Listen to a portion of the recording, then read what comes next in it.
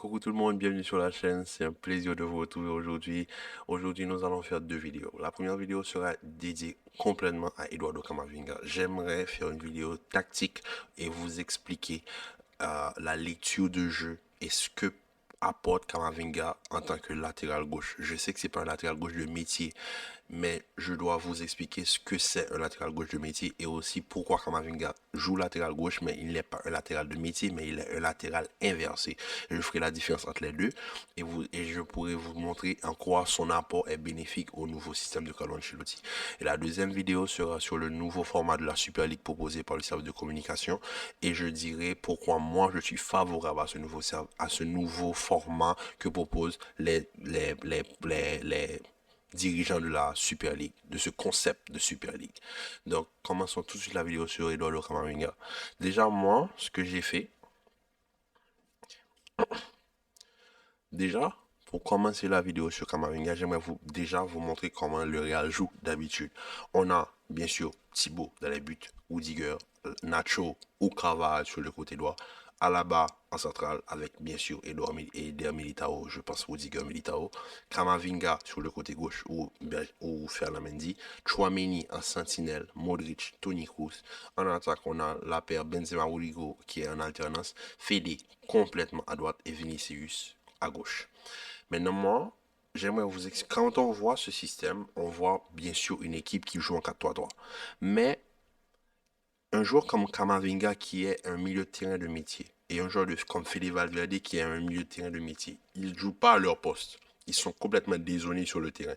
Mais pourquoi leur rendement est aussi positif quand ils jouent sur ces dans ces différents postes? Donc déjà, passons sur Kamavinga. Sur la première image, je vous montre l'espace qu'occupe Kamavinga dans ce système de jeu. Kamavinga, il est complètement à gauche.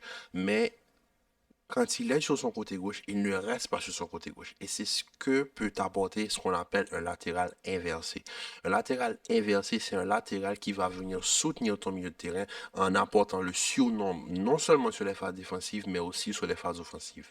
Maintenant, quand on regarde Kamavinga, il y a toujours un apport supplémentaire auprès de Chouameni, auprès de Toni Kroos, toujours en train de combler et de couper les lignes de passe. Mais on sait très bien que c'est pas un latéral. Maintenant, qu'est-ce qu'on définit par latéral?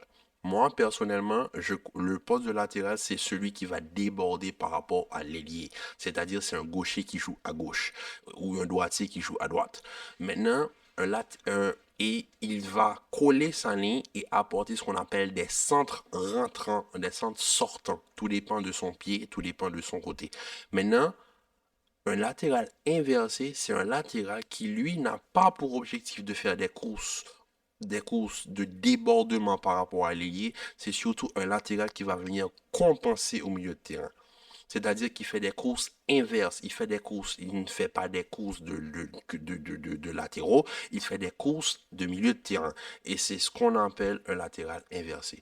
Et Kamavinga, je vous remonte l'image, et Kamavinga, je vous mets des flèches. Sa zone de prédilection, c'est vraiment l'espace gauche, mais surtout le support apporté au numéro 6, Chouameni, le support apporté au numéro 8, qui est Toni Kroos, le numéro 11, qui est Vinicius, comme je vous montre, il ne passe jamais dans le dos.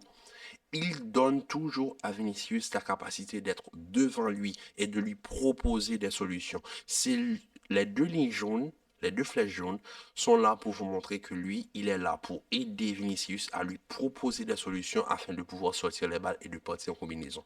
C'est le seul moyen c'est le seul moyen où Kamavinga peut être aussi exemplaire à ce niveau. Parce que Kamavinga, c'est un joueur qui a une très bonne lecture de jeu. Mais j'aimerais apporter juste une chose essentielle au poste de latéral inversé. D'habitude, les latéraux inversés sont surtout des latéraux gauchers qui jouent à droite. C'est-à-dire, parce que tout latéral, c'est un gaucher qui joue à gauche, un droitier qui joue à droite. Pour les latéraux inversés, c'est le contraire. C'est un gaucher qui joue à droite et un droitier qui joue à gauche. Mais dans le cas de Kamavinga, c'est un gaucher qui joue à gauche mais non pas en étant un latéral de métier, mais un latéral inversé. Pourquoi Kamavinga joue ce poste de latéral? Je pense que Kamavinga a une chose en plus, c'est sa capacité à lire le jeu. Kamavinga a cette capacité de couper les lignes de passe sans trop en faire. Il vient compenser, il apporte ce que j'appelle, il offre des solutions de sortie de balle, il peut se projeter, car offensivement parlant, il est plus complet qu'un latéral de métier. Mendy, on le connaît tous. Mendy, défensivement, c'est un rock, tu ne le passes pas. Mais défensivement parlant, c'est un walk, tu le passes pas. Mais offensivement parlant, Mendy a énormément de faiblesses. Et c'est pour ça que beaucoup de fans du Real Madrid n'ont jamais pu vraiment apprécier Mendy à sa juste valeur.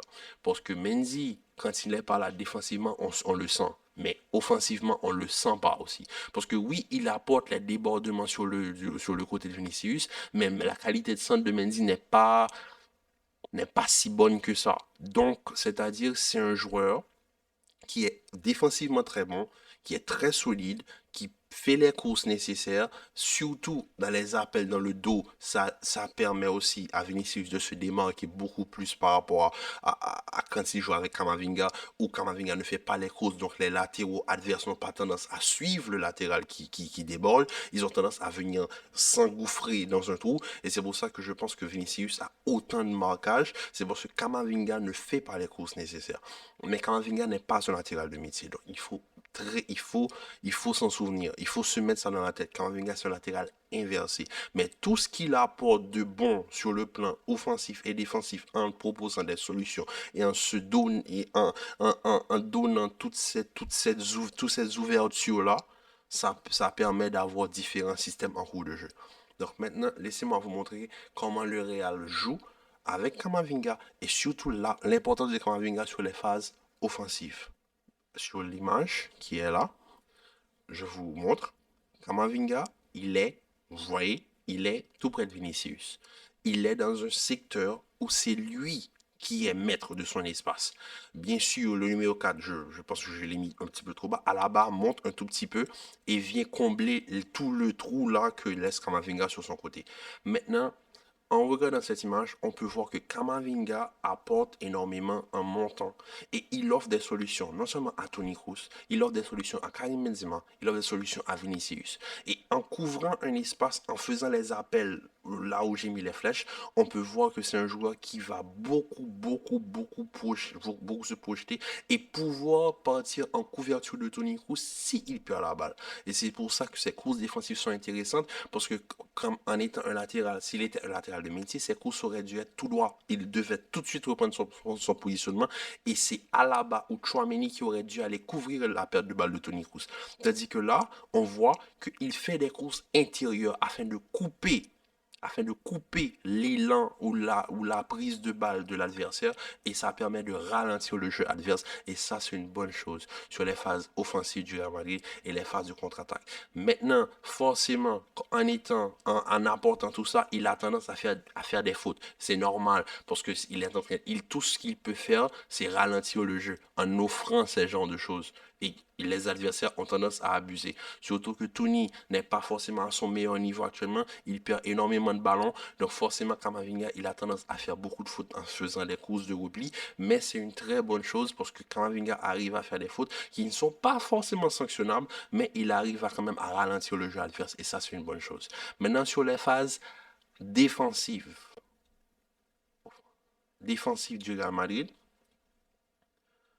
comme ici, par exemple, on peut voir que Kamavinga rentre complètement au milieu de terrain. Il vient supporter Chouameni, le numéro 6, et ça permet à Fede Valverde, qui lui, sur les phases défensives, fait des allers-retours sur son côté, ça permet à Fede de complètement se projeter, parce que Kamavinga, lui, en venant compenser le trou surtout sur les phases offensives, parce que le Real passe à trois défenseurs, quand il y a trois défenseurs centraux, le Real passe à trois défenseurs, Kamavinga rentre au milieu de terrain et apporte une solution. Et cette solution, c'est la capacité à se projeter. Et là, il a Toni Kroos et Chouameni sur lesquels il peut se poser, et tout en sachant que Fede va partir sur le côté. Modric n'a qu'une seule chose à faire, Modric c'est le numéro 7, Modric n'a qu'une seule chose à faire, c'est de temporiser afin que Fede puisse partir. Et tout en temporisant, Toni Kroos va dézoner et demander la balle et Kamavinga va pouvoir monter et reprendre sa place sur le côté gauche, pardon, sa place sur le côté gauche. Et tout en faisant ça, le Real arrive à se projeter et à être plus dynamique. Et ça, c'est une très bonne chose. Parce que Kamavinga apporte beaucoup de choses au Real Madrid. Je sais qu'au milieu de terrain, on a tendance à vouloir vouloir le faire jouer 6. Et moi, je vous l'ai dit, je vous le répète, Kamavinga ne peut pas jouer 6 parce qu'il a tout pour être un bon 8. Il ne peut pas être un 6, il ne peut pas être un 10. Il peut être un bon 8. Maintenant, avec tout ce qu'il peut apporter aussi en termes de lecture de jeu et d'intelligence footballistique, je pense que le poste de latéral gauche, le poste de latéral inversé, c'est une très bonne pioche. C'est une très bonne pioche. Donc, merci beaucoup à Didier Deschamps de l'avoir tenté pendant la Coupe du Monde et d'avoir donné l'idée à Ancelotti. Mais moi-même, j'aimerais juste vous rappeler une chose, c'est que Ancelotti, c'est pas la première fois qu'il joue avec des latéraux inversés.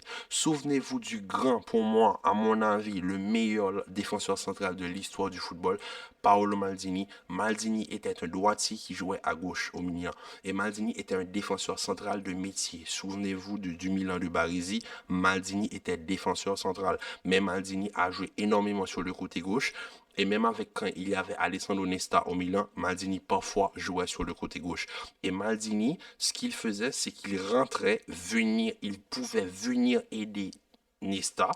Et ça permettait à Ambrosini et à certains joueurs comme Clarence Seedorf parfois de redescendre très bas et de pouvoir stabiliser défensivement l'équipe. Et c'est effectivement ce que fait Kamavinga. Parce que moi, je vous montre une chose. Les points rouges, c'est le replacement des joueurs.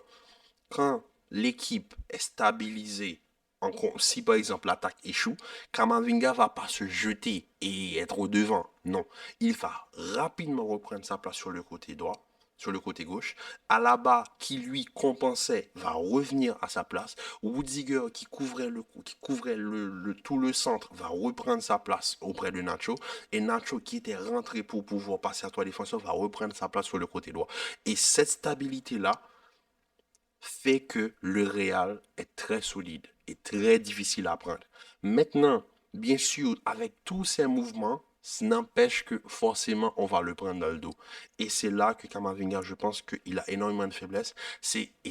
On ne peut pas lui en vouloir parce que c'est pas son poste. C'est dans les 1 contre 1. C'est pas un défenseur. Il sait pas bien défendre comme un défenseur comme pourrait le faire un Ferland Mendy. Mais il apporte beaucoup plus au jeu que Ferland Mendy. Donc moi personnellement, je pense que c'est une pioche, que ça a été un coup de chance d'Ancelotti de tenter Kamavinga à ce poste de latéral gauche. Maintenant, quand on regarde tout l'aspect du jeu de Kamavinga, toute l'intensité et toute l'intelligence de jeu qu'il possède et tout ce qu'il apporte de positif à l'équipe, je pense que c'était une pioche positive. Et franchement, il n'y a qu'une seule chose à dire. Bravo Ancelotti, bravo au staff du Real Madrid pour votre travail sur ce système. Maintenant, on espère que ce système-là pourra encore aller plus loin. Il suffit de beaucoup plus de matchs parce qu'on se rend compte maintenant que avec ce système-là, c'est vraiment plus stable. Face à Al Ali, on a pu le voir. Oui, oui, il y a eu des situations dangereuses, mais et c'est aussi sur une situation dangereuse que le penalty est provoqué. Mais regardez la stabilité que le Real possède. Et c'est pour ça que Marca a titré aujourd'hui que la victoire du Real face à Ali, c'était une œuvre d'art. Parce que la maîtrise tactique du Real Madrid de ce système-là, c'est exceptionnel. Donc, moi, je voulais juste vous montrer l'importance que Kamavinga a dans le jeu du Real Madrid et à quel point le jeu du Real Madrid possède un dynamisme exceptionnel. Moi, la seule chose que j'aurais aimé, c'est vous montrer l'importance que Ceballos possède dans cette équipe, mais Ceballos n'a pas encore eu assez de temps de jeu. Dès que Ceballos aura assez de temps de jeu, on fera une vidéo spécialement dédiée à Ceballos, car pour moi, Ceballos est un profil en disparition. Parce que moi, je vous dis que la passe de Ceballos, c'est une Guti.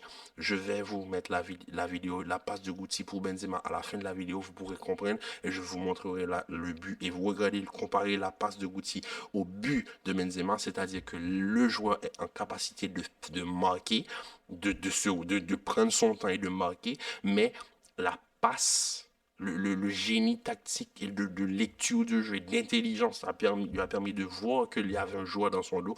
Le joueur ne s'est pas projeté comme Benzema, tout comme Rodrigo, très intelligent. Ils se sont retenus, ils ont attendu et ils ont reçu la passe et ils ont fini comme il fallait finir. Donc franchement, l'action était identique. Donc Ceballos aussi, c'est un profil en disparition. J'espère qu'il aura beaucoup plus de temps de jeu pour qu'on puisse faire une vidéo là-dessus. Sur ce, je vous dis à très bientôt pour une nouvelle vidéo. Likez, partagez, commentez. Et surtout, prenez soin de vous. Peace.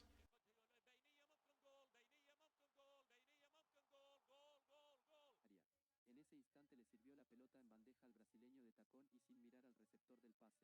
Logró una asistencia espectacular que por su parte el brasileño la recibió